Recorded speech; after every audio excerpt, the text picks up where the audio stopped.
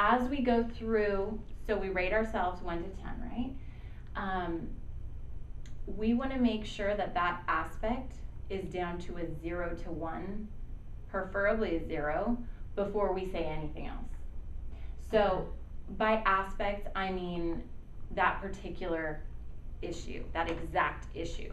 So we wouldn't want to go, I don't deserve it, I don't trust myself, I'm suffering. We don't want to do all that because it gets us everywhere. We need to go specific.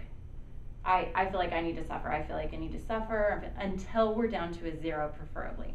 Then we can go back in and say, what if I don't really need to suffer? What if I could just enjoy myself? That's a novel thought. You know, things like that.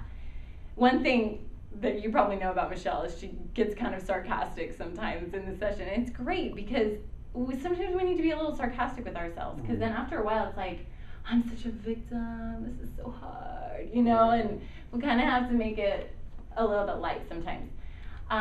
Once we do that, and because the thing is, the thing she always says is, you don't want to, she says it a little bit differently than I do, but you don't want to put sunshine on junk. Crap.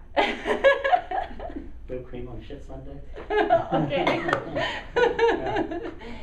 Basically, because that's really not doing you a service. Right. You have to make sure that you release that aspect. Then you go back in and you ease your way into it, right? And this is especially true with really traumatic things like abuse and rape and big things. You can't just go in and say, that was a horrible experience, I was raped, you know, and then go, I choose not to be a victim, I'm not, you know, it just doesn't work.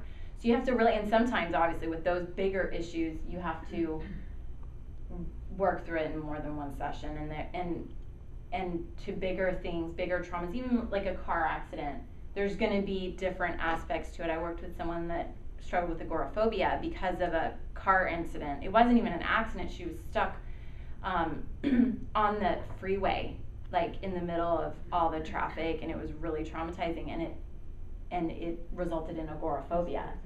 And there's a lot of aspects to that.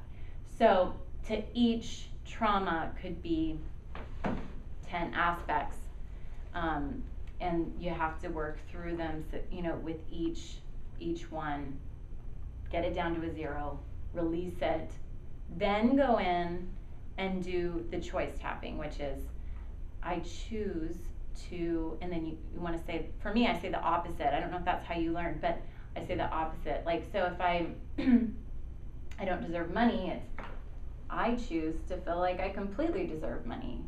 You know, so you're saying the opposite of whatever. If you feel unhealthy, I'm so sick, I feel so sick, then it would be, I choose to be healthy. I am strong.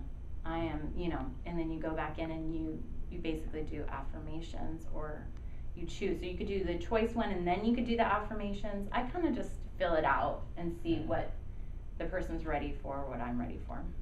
Is that basically how you learned?